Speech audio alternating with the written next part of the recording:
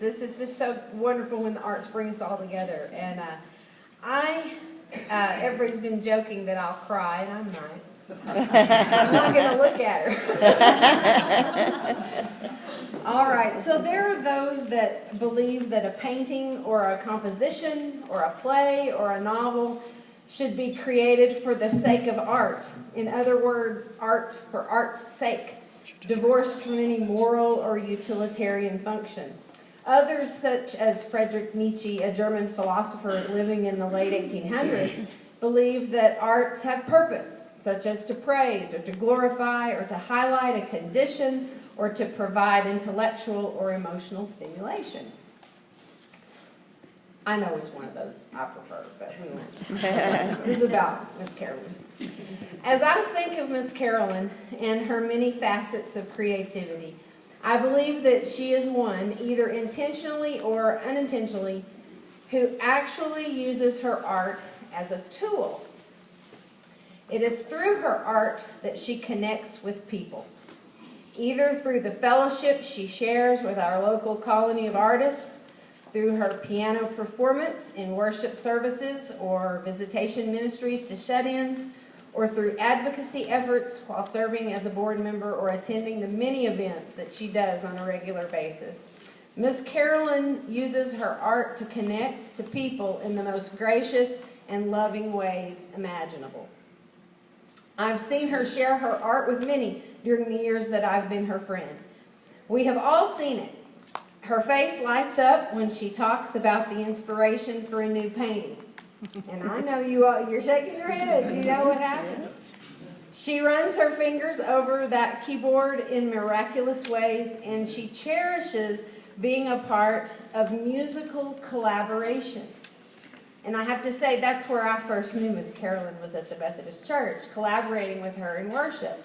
And there are some of her other collaborators from choral musicians and other keyboard musicians from the church who are here today who know that being with her involved in a performance is absolutely one of the best things to do, anywhere, anytime, any day.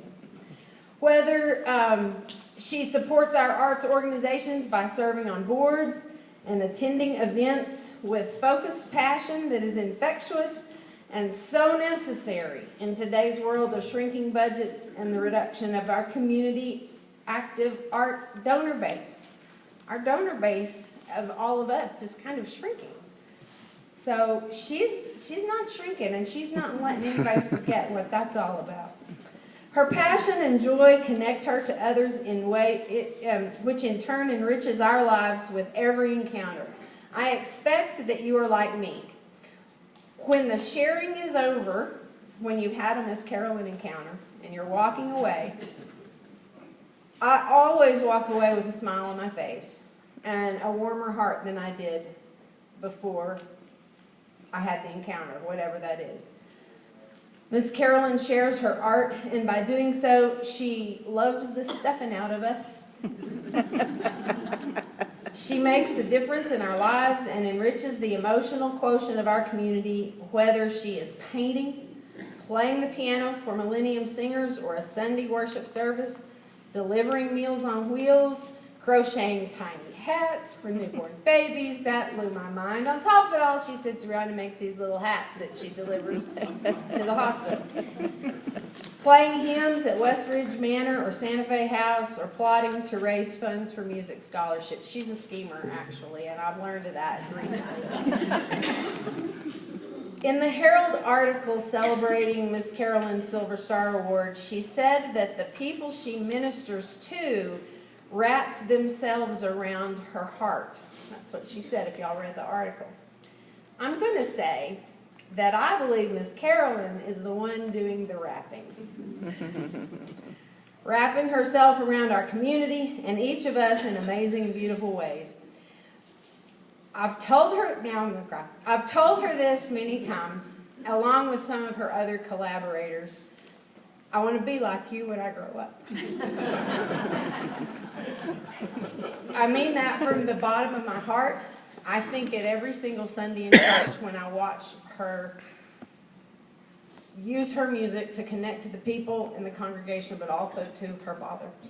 And And that is, I'm proud that I live at a place that I can say that. But I want to be Miss Carolyn when I grow up, and I suspect some of the rest of you feel the same way. So thank you for what you do. Thank you for wearing this badge of arts advocacy for the year and for inspiring so many of us every single day. We love you very much.